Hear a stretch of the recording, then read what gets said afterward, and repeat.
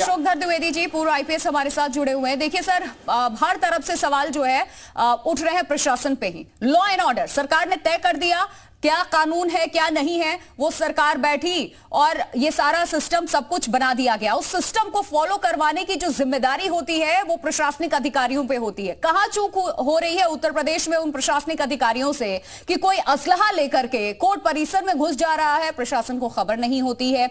और कहां से इस तरीके के हाईटेक जो हथियार हैं वो इन अपराधियों तक पहुंच रहे हैं जिसका नाम भी हम नहीं जानते हैं, और वो सामने आता है और कुछ घंटों के भीतर पता चलता है कि ये कुख्यात अपराधी है, ये शूटर है, ये हत्यारा है, और वो 19-20 साल का बच्चा होता है।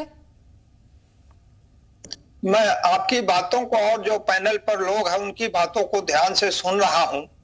ये बात सही है कि प्रदेश में इधर कुछ घटनाएं हुई हैं। अतीक अशरफ का मर्डर हुआ है, अभी जीवा का कल मर्डर हुआ है।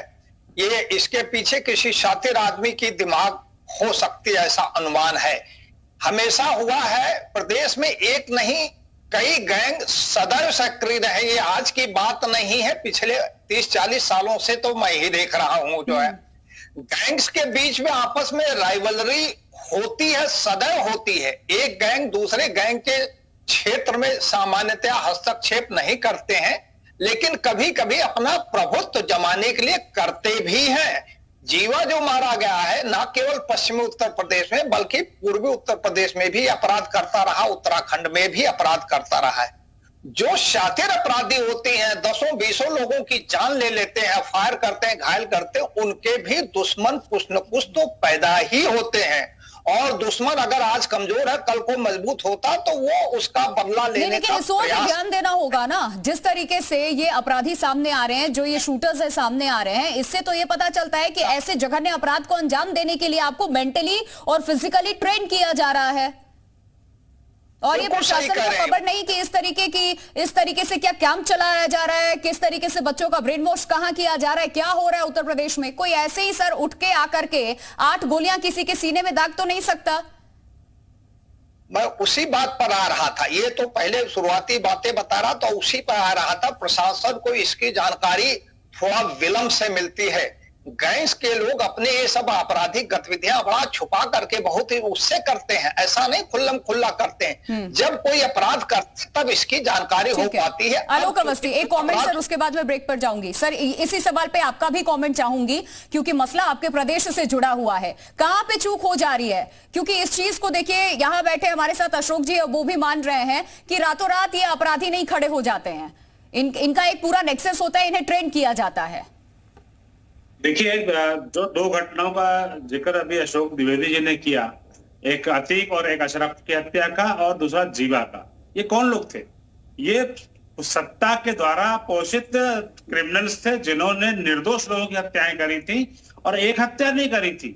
इन लोगों ने कई सारी, मतलब दहाई में संख्या है जो हत्याएं करी थी, और आज उनकी हत्या पे शोक मनाया जा रहा है। ठीक है, उनको सजा मिलनी चाहिए कोर्ट के द्वारा, न्यायालय हमारा व्यवस्था है, लेकिन ये इन हत्यारों के प्रति हमारे कोई सिंपैथी नहीं है, जनता को भी कोई सिंपैथी नहीं है, क्योंकि इन लोगों ने बहुत से घर उजाड़े हैं, कई लोगों को बर्बाद किया है, कई लोगों को जो है राजा से रंग बनाया है, और माओं को, बहनों को, बेटियों को, बच्चों को अनाथ किया है इन अपराधियों ने। इसलिए जो है ये इस तरह की बातों में जनता का कोई सरोकार मैंने ये सवाल नहीं किया सर कि किसे सिंपैथी है किसे नहीं है, मेरा सवाल कुछ दूसरा ही था। खैर ब्रेक पर अभी इस वक्त जाना होगा, वापस आऊंगी तो उस सवाल पे मैं चाहूंगी कि आप अपने बात को सामने रखिए कि आखिरकार उत्तर प्रदेश में इस वक्त हो क्या रहा है। जिस तरीके से एक 18, 19, 20 साल का लड़का सामने आता है और कोर्ट परिसर में घुस करके वो गोली मार देता है उस दुर्दांत अपराधी को सुरक्षा कर्मियों के बीच में, इसके लिए कैसे ट्रेनिंग मिल रही है, किसका हाथ है, क्या मकसद है इन सब के पीछे, और वर्चस्व की क्या लड़ाई उत्तर प्रदेश में एक बार फिर अब हमें देखने को मिल रही है जो 90 के दशक में देखने को मिलती थी। एक बहुत छोटा सा ब्रेक, लौटूंगी। ब्रेक के बाद एक बार फिर स्वागत है आपका यूपी मांगे उत्तर में, और सवाल यही है कि जीवा के हत्याकांड, जिस तरीके से हत्याकांड को अंजाम दिया गया, उसकी हत्या के पीछे आखिरकार कौन है। अब उत्तर प्रदेश में एक बार फिर से क्या वर्चस्व की लड़ाई देखने को मिल रही है। तमाम खास मेहमान हमारे साथ इस चर्चा में बने हुए हैं और सबसे पहले आलोक अवस्थी जी, मैं आपका ही रुख कर रही हूं। ब्रेक पर जाने से पहले जो सवाल मैंने किया था सर, मैं चाहूंगी उस पर जरूर जवाब दीजिए कि उत्तर प्रदेश में अब सरकार को इस ओर भी ध्यान देना होगा। एक तरफ आप कह रहे हैं कि दुर्दांत जो अपराधी हैं उनका खात्मा आपने किया, उनका सफाया आपने किया, लेकिन ये जो अपराधी अब धीरे धीरे पनप रहे हैं एक बार फिर से, इनसे कैसे निपटेंगे आप? देखिए, इन हत्यारों को भी सजा मिलेगी। अतीक और अशरफ की हत्या जिन्होंने की है उनको भी सजा फांसी की दिलाई जाएगी, और जिसने जीवा की हत्या करी है उसको फांसी दिलाएगी। हम अपराधियों को बचाने का काम नहीं करते। समाजवादी पार्टी के प्रवक्ता ने बहुत होशियारी से एक दो खबरों को दिखाते हुए यह दिखाने का प्रयास किया कि इसके पीछे बेरोजगारी है। समाजवादी पार्टी के प्रवक्ता अपने सरकार का कार्यकाल भूल गए कि आतंकवादियों के मुकदमे तक छोड़ने से पीछे नहीं हटते थे अखिलेश यादव जी, क्योंकि उनको एक वोट बैंक की चिंता रहती थी। मुस्लिम तुष्टीकरण के नाम पे उन्होंने तमाम अपराधियों के मुकदमे छोड़े। दंगाइयों को खुल का साथ दिया था श्रीमान अखिलेश यादव जी ने।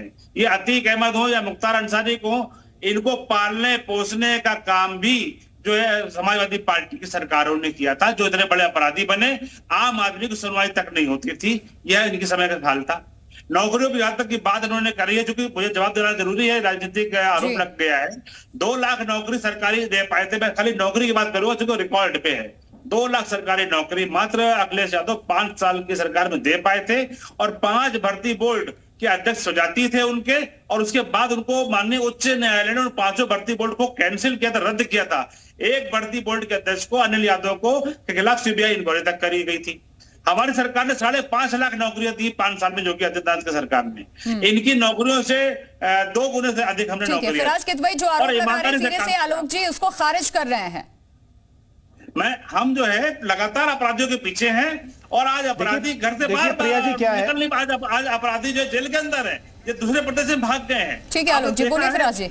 ये इनके समय पर तो जो है अपराधी बलात्कार करके गायत्री बजा, देखिए प्रिया जी, वो जो है क्या कहते हैं गले में बाएं डाल के घूमने तक ले जाते उसके साथ में, तो किस तरह का आदर्श प्रस्तुत किया था? जवाब दे दिया मेरे सवाल के सवाल। ठीक है, अच्छा है जी।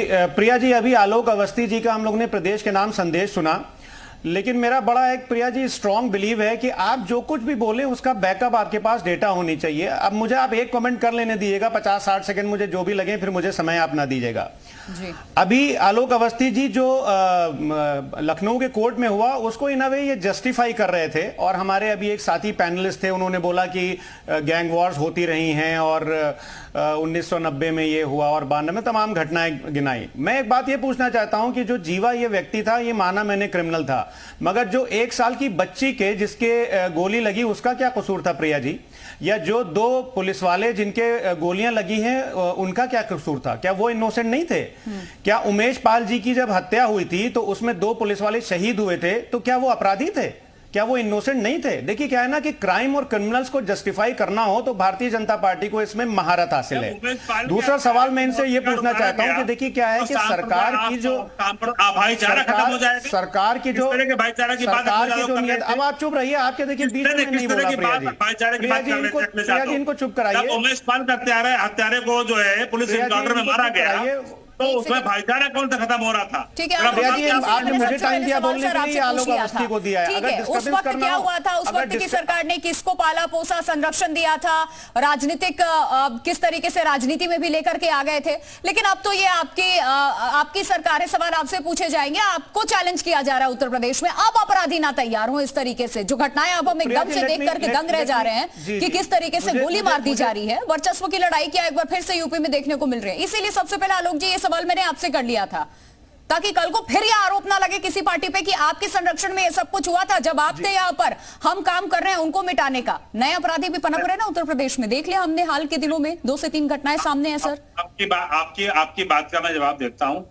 भारत हमारी भारतीय जनता पार्टी की सरकार है, आलोक अवस्थी जी को टॉलरेंस की नीति पे काम कर रहे हैं। आ रही हूँ सर, बस 30 सेकंड आलोक जी का जवाब, उसके बाद आपके पास आऊंगी। अपनी बात पूरी कीजिएगा, जरूर आपको पूरा मौका मिलेगा। जो भी घटनाएं हुई है उनके हत्यारों को मौके पे पकड़ा गया है, और हम फास्ट ट्रैक कोर्ट के माध्यम से सजा दिलाने का काम करेंगे। हम अपराधियों के निर्मूलन के लिए हमारी सरकार ने कसम खाई हुई है। योगी आदित्यनाथ जी ने जब 6 साल पहले शपथ लिया था, सबसे पहले उन्होंने जो ये कहा था कि हम अपराध के प्रति जीरो टॉलरेंस हम करेंगे। और आपने देखा होगा पिछले 6 वर्षों में क्राइम का ग्राफ बहुत नीचे गिरा है। 185 से अधिक इनामी अपराधी मारे गए हैं।